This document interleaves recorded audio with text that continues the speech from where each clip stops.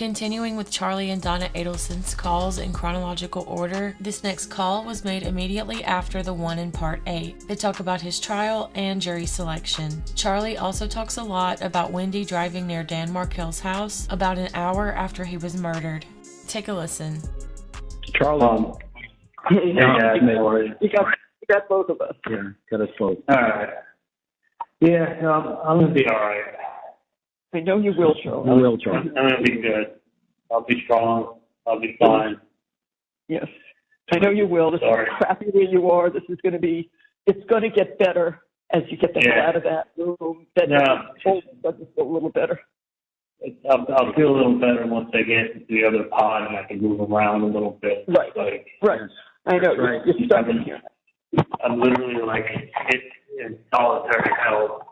You did 5 months already. It's really hard to go back to that. Terrible. Well, at least then I can look outside my window. This is not like, it doesn't feel like this place is filthy. Like you can't step on the floor, just piss on the floor. You stick to the floor, there's blood on the walls and shit on the ceiling. So, You know? as I told you, I told you exactly at 12:05 when Dan texted me what he said. So he's trying, Charlie. Yeah, no, I know. This Chief Mac, who's like, this chief, we got him in charge of the place. He's supposed to come down and see me. Who's the one that he said he spoke to? He spoke to the other. He spoke to Whaley. Well, that's it. He spoke to him. Yeah, it's just, it is a lot. Yeah, it's a lot. More than a lot. It is, Charlie. It's unfathomable. It's unthinkable. It's more than a lot. I mean, it's right. I can't. It just kills me because I knew that this is what Tallahassee was going to be. I knew exactly, and it's like no matter what your case is, no matter who your lawyers are, no matter what jury consultants you get, you're still dealing with the 911 operator's aunt coming out for your jury's trial. Dad actually doesn't know you. He told me the story before about one of the people. She was on the jury, right? No. We had to use an X to get rid of her. The judge wouldn't release her for cause. Just wouldn't release her for cause. The mother of the 911. No, the aunt. The aunt, right?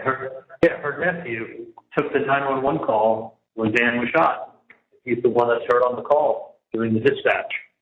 So the aunt came out for jury selection, and we said to the judge, well, we're going to be, what if we're critical of her nephew who's taking the call, and where there's some critique that we have, and that's his aunt, and she's on the jury, and she's listening to us critique her nephew's performance. And she said, well, I could be fair and treat him fair and give him a fair shot and follow the jury's instructions and pursue him to be innocent until proven guilty. And they go, okay, she can follow the rule of law. We can keep her.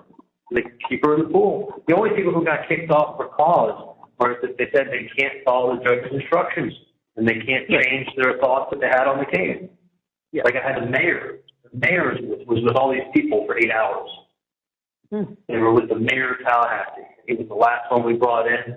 And we asked him if he knew about the case. He said he knew about the case. He thought I was guilty. And he said, there's nothing you can say that would make me change my mind. So he got okay, you're struck for cause. That gets you struck for cause. But being the aunt of the 911 operator in the trial, you're good to go. Not struck for cause. Counties, right? So you had to use one of your strikes on her. It wouldn't take it. No, I had to use my strike on her. I mean, how much closer to the case can you get? No. And then you got the guy who knows all about the case, who was a lieutenant, and he was with the Miami-Dade Police, 24-year arson investigator, know-it-all, who knows everything. He's told us he had a photographic memory.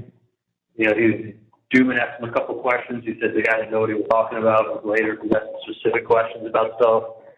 The guy knew all about the case, but he said he could be fair and be impartial. But you got to get this guy off.